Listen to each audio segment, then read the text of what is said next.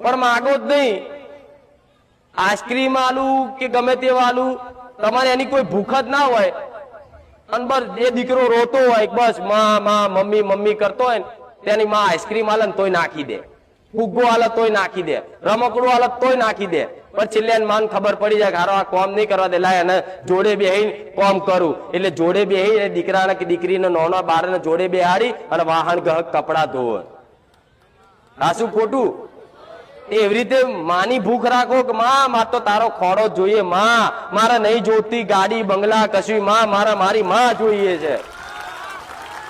તો માં છે ને તેડી તેડીને ફરશે કે હેડ દીકરા તને જગતમાં હું તેડીને ફરું. અને માં જેને તેડીને ફરે અને જગતમાં કોની બાપની તાકાત છે બાર ઓકો કરી જાય? કરી જાય કોઈ?